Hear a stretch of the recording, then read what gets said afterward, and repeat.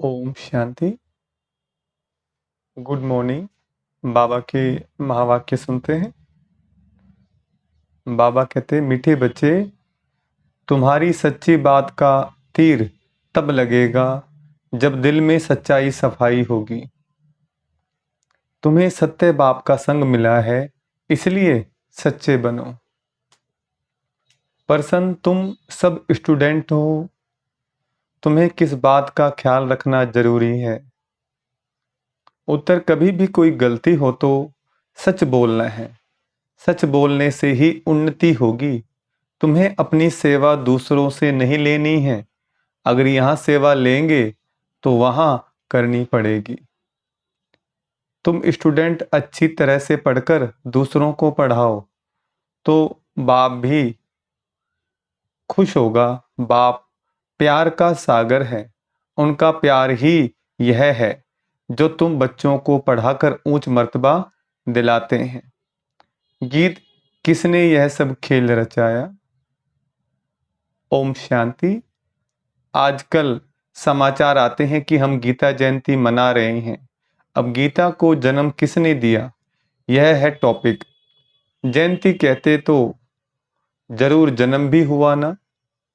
उनको जब कहते श्रीमद् भगवत गीता जयंती तो जरूर उनको जन्म देने वाला भी चाहिए ना। सब कहते हैं श्री कृष्ण भगवान हो आज, तो फिर श्री कृष्ण पहले आता, गीता पीछे हो जाती। अब गीता का रचयिता जरूर चाहिए।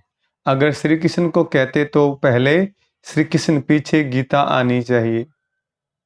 परंतु श्री कृष्ण छोटा बच्चा था, वह गीता सुना ना सके। यह सिद्ध करना होगा कि गीता को जन्म देने वाला कौन। यह गुह्य बात, श्री कृष्ण तो माता के गर्भ से जन्म लेता है। वह तो सतयुग का प्रिंस है। उसने स्वयं प्रिंस का पद पाया है। गीता द्वारा राजयोग सीखकर अब गीता को जन्म देने वाला कौन? परमपिता परमात्मा शिव या श्री कृष्ण? श्री कृष्ण को वास्तव में त्रिलोकीनाथ त्रिकालदर्शी भी नहीं कह सकते हैं। त्रिलोकीनाथ त्रिकालदर्शी एक को ही कहेंगे। त्रिलोकीनाथ माना तीनों लोकों पर राज्य करते हैं। मूल, सूक्ष्म, स्थूल इन तीनों को कहा जाता है त्रिलोकी। इनको जानने वाला त्रिलोकीनाथ त्रिकालदर्शी परमपिता परमात्मा शिव है। यह महिमा उनकी है, ना कि श्री कृष्ण की। श्री कृष्ण की महिमा है 16 कला संपूर्ण, सर्वगुण संपन्न। उनकी भेंट करते हैं चंद्रमा से। परमात्मा की भेंट चंद्रमा से नहीं करेंगे। उनका कर्तव्य ही अलग है। वह गीता को जन्म देने वाला रचयिता। गीता ज्ञान व राजयोग से ही देवताएं क्रिएट होते हैं। मनुष्य को देवता बनाने के लिए बाप को आकर नॉलेज देनी पड़ती है। अब यह समझानी देने वाले बड़े ही होशियार ब्रह्मा कुमार कुमारियां चाहिए। सभी एक जैसा समझा नहीं सकते। बच्चियां भी तो सब नंबरवार हैं। टॉपिक भी ऐसी रखी जाए कि श्रीमद् भगवत गीता को जन्म किसने दिया। इसके लिए कॉन्ट्रास्ट समझाना है। भगवान तो एक ही है, परमपिता परमात्मा शिव। उस ज्ञान सागर द्वारा ज्ञान सुनकर श्री कृष्ण ने यह पद पाया था। सहज राजयोग से यह पद कैसे पाया, समझानी देनी पड़े। ब्रह्मा द्वारा ही पहले बाप ब्राह्मण रचते हैं। सभी वेदों शास्त्रों का सार सुनाते हैं। ब्रह्मा के साथ ब्रह्मा मुख वंशावली भी चाहिए। ब्रह्मा को ही त्रिकालदर्शी पने का ज्ञान मिलता है। त्रिलोकी अर्थात तीनों लोकों का भी ज्ञान मिलता है।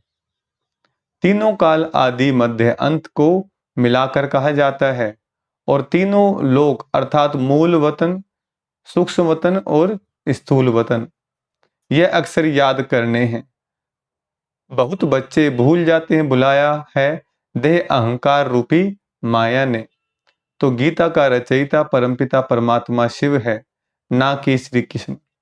परमपिता परमात्मा ही त्रिकालदर्शी तथा त्रिलोकीनाथ हैं। श्री कृष्ण में व लक्ष्मी नारायण में यह नॉलेज है ही नहीं।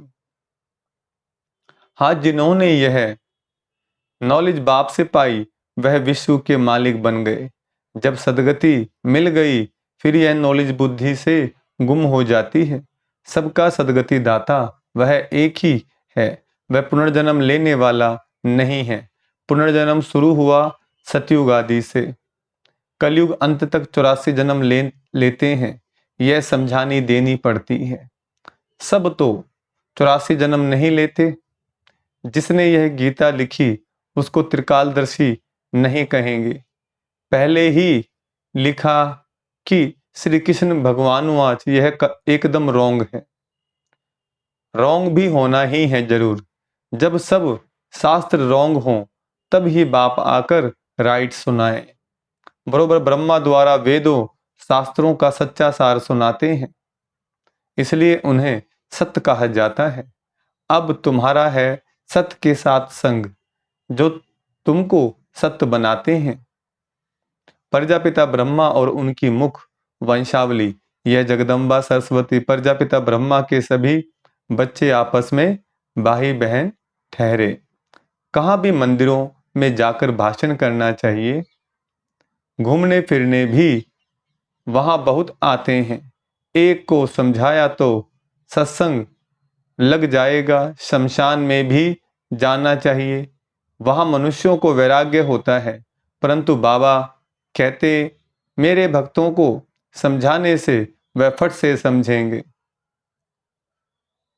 तो शिव बाबा के मंदिर में लक्ष्मी नारायण के मंदिर में जाना पड़े। लक्ष्मी नारायण को बाबा मम्मा नहीं कहते, शिव को बाबा कहते हैं। जरूर मम्मा भी होगी, वह है गुप्त। शिव बाबा जो रचयिता है उनको माता पिता कैसे कहते हैं, यह गुप्त बात कोई भी जान ना सके। लक्ष्मी नारायण को एक ही अपना बच्चा होगा, बाकी इनका नाम है प्रजापिता ब्रह्मा। विष्णु और शंकर को ऊंच नहीं रखते, ऊंच त्रिमूर्ति ब्रह्मा को रखते हैं।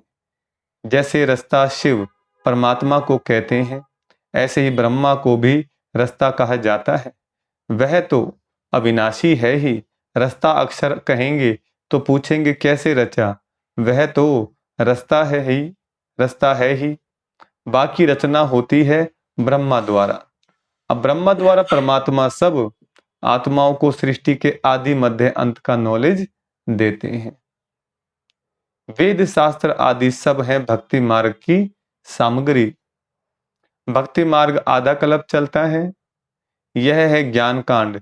जब भक्ति मार्ग पूरा होता है तब सब भक्त पतित तमोप्रधान बन जाते हैं। तब मैं बाप आता हूं। पहले सतो प्रधान से सतो रजो तमो में आते हैं। ऊपर से जो पवित्र आत्माएं आती हैं उन्होंने कोई ऐसा कर्म नहीं किया है जो उनको दुख भोगना पड़े। क्राइस्ट के लिए कहते हैं उनको क्रॉस पर चढ़ाया, परंतु यह तो हो न सके। नई आत्मा जो धर्म स्थापन करने अर्थ आती है उनको दुख मिल नहीं सकता, क्योंकि वह तो कर्मातीत अवस्था वाला मैसेंजर धर्म स्थापन करने आया। लड़ाई में भी जब कोई मैसेंजर भेजते हैं तो वह सफेद झंडी ले आते हैं, जिससे वे लोग समझ जाते हैं कि यह कोई मैसेज ले आया है, उनको कोई तकलीफ नहीं देते हैं। तो मैसेंजर जो आते हैं उनको कोई क्रॉस पर चढ़ा ना सके। दुख आत्मा ही भोगती है, आत्मा निर्लेप नहीं है, यह लिखना चाहिए। आत्मा को निर्लेप कहना रोंग है। यह किसने कहा? शिव भगवानुवाच। यह पॉइंट तुमको नोट करनी चाहिए। लिखने के लिए बड़ी ही विशाल बुद्धि चाहिए। समझो, प्रदर्शनी में क्रिश्चियन लोग आते हैं तो उनको भी बता सकते हैं कि क्राइस्ट की सोल को क्रॉस पर नहीं चढ़ाया गया, बाकी जिसमें उसने प्रवेश किया उस आत्मा को दुख हुआ। तो ऐसी बातें सुनकर वंडर खाएंगे। उस पवित्र आत्मा ने आकर धर्म स्थापन किया। गॉड फादर के डायरेक्शन अनुसार यह भी ड्रामा को भी कई लोग समझते हैं, परंतु उसके आदि मध्य अंत को नहीं जानते। ऐसी ऐसी बातें सुन वह लोग कुछ समझने की कोशिश करते हैं। कृष्ण को भी कोई गाली दे न सके, बरोबर गालियां अभी ही मिल रही है। किसको? शिव बाबा को नहीं, इस साकार को। किनको? ब्रह्मा बाबा को। टीचर तो बाबा है, प्योर सोल, और यह है इम्प्योर। जो प्योर बन रहा है, जो समझ गए हैं, वह बीत बीत नहीं करेंगे। नहीं तो समझेंगे कि यह तो सिखाया हुआ है। फिर वह बात कोई को जस्ती नहीं, तीर नहीं लगता। सच्चाई सफाई बहुत चाहिए। जो खुद विकारी होगा वह औरों को कहे काम महाशत्रु है, तो तीर लग नहीं सकता। जैसे पंडित का मिसाल, राम राम कहने से नदी व सागर पार कर जाएंगे, यह अभी की बात है। शिव बाबा कहते मुझे याद करने से तुम इस विषय सागर से पार हो जाएंगे। कौन सा सागर? यह पंडित नहीं जानते। वैशाल्य से शिवालय में चले जाएंगे। बड़ी अच्छी रीति से श्रीमत पर चलना है। कहते हैं ना कि बाबा चाहे प्यार करो चाहे ठुकराओ, पर उनका साथ नहीं छोड़ेंगे। आपका साथ नहीं छोड़ेंगे बाबा। यहाँ तो सिर्फ समझाने दी जाती है, तो भी कई मुर्दे बन जाते हैं। बच्चों को तो लिखना पढ़ना पड़ता है। बाप प्यार का सागर है, अर्थात पढ़ाकर ऊंच मर्तबा दिलाते हैं, यही प्यार है। बाप जब पढ़ाता है तो पढ़कर औरों को भी पढ़ाना है।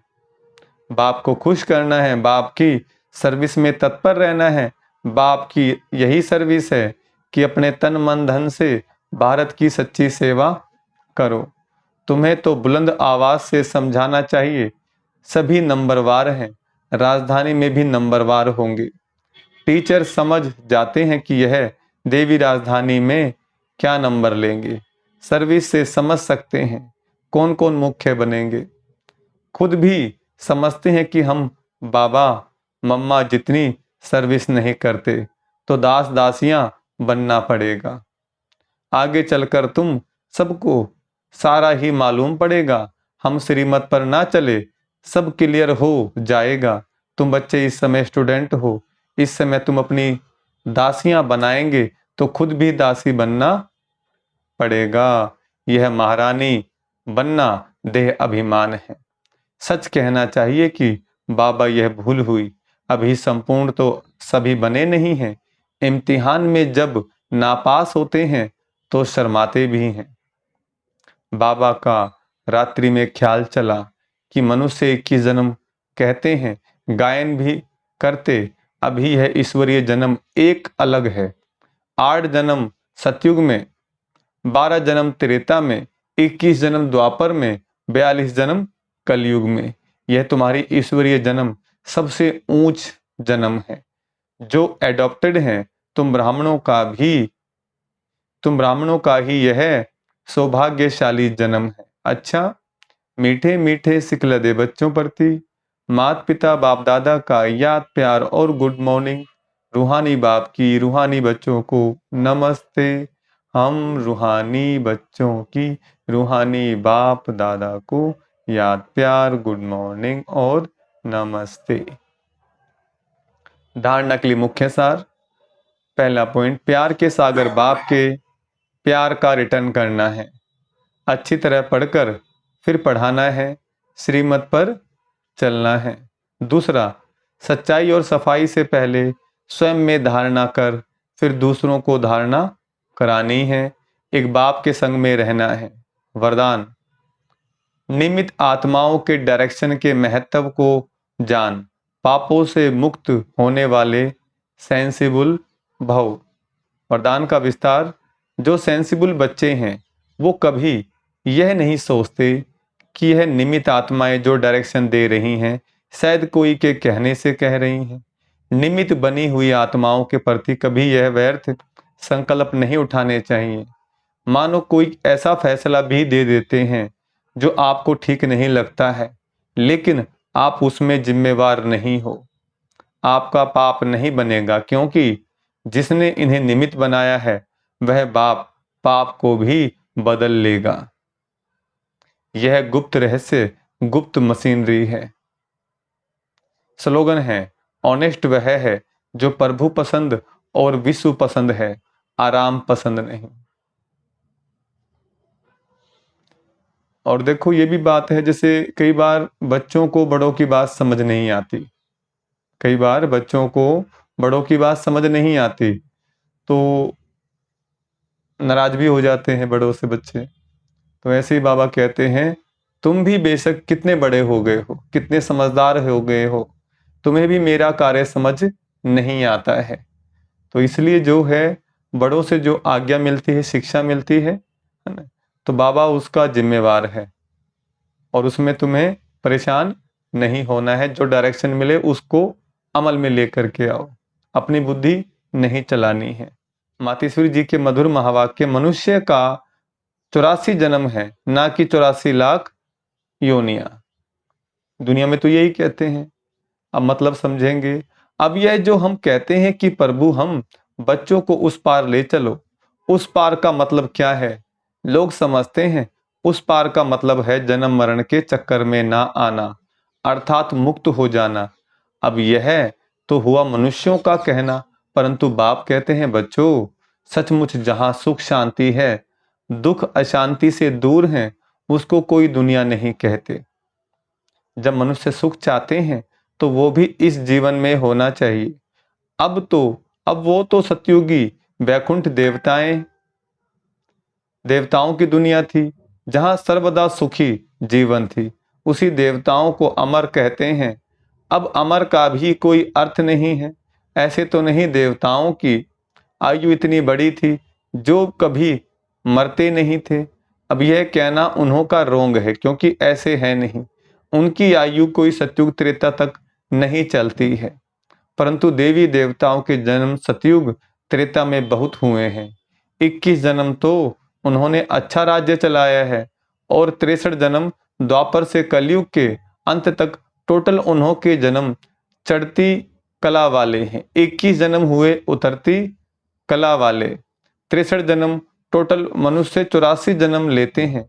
बाकी यह जो मनुष्य समझते हैं कि मनुष्य 84 लाख योनियां भोगते हैं, यह कहना भूल है। अगर मनुष्य अपने योनि में सुख दुख दोनों पार्ट भोग सकते हैं, तो फिर जानवर योनि में भोगने की जरूरत ही क्या है? अब मनुष्यों को यह नॉलेज ही नहीं। मनुष्य तो 84 जन्म लेते हैं, बाकी सृष्टि पर जानवर पशु पक्षी आदि टोटल 84 लाख योनियां अवश्य हैं। अनेक किस्म की जैसे पैदाइश है, उसमें भी मनुष्य योनि में ही अपना पाप पुण्य भोग रहे हैं और जानवर अपनी योनियों में भोग रहे हैं। ना मनुष्य जानवर की योनि लेता और ना जानवर मनुष्य की योनि में आता है। मनुष्यों को अपनी योनि में जन्म में भोगनी पड़ती है, तो दुख सुख की महसूसता आती है। ऐसे ही जानवर को भी अपनी योनि में सुख दुख भोगना है, मगर उन्होंने यह बुद्धि नहीं कि यह भोगना किस कर्म से हुई है। उन्हों की भोगना को भी मनुष्य फील करता है, क्योंकि मनुष्य है बुद्धिवान। बाकी ऐसे नहीं, मनुष्य कोई 84 लाख योनियां भोगते हैं। जैसे देखो, गुरु नानक साहब ने ऐसे महावाक्य उच्चारण किए हैं, अंतकाल में जो पुत्र सिमरे, ऐसी चिंता में जो मरे, सुअर की योनि में वलवल उतरे। परंतु इस कहने का मतलब यह नहीं है कि मनुष्य कोई सुअर की योनि लेता है, परंतु सूकर का मतलब यह है कि मनुष्यों का कार्य भी ऐसा होता है, स्वभाव ऐसा हो जाता है जैसे जानवरों का कार्य होता है। बाकी ऐसे नहीं कि मनुष्य कोई जानवर बनते हैं। अब यह तो मनुष्यों को डराने के लिए शिक्षा देते हैं, तो अपने को इस संगम समय पर अपनी जीवन को पलटाए पापात्मा से पुण्य आत्मा बनना है। अच्छा, ओम शांति।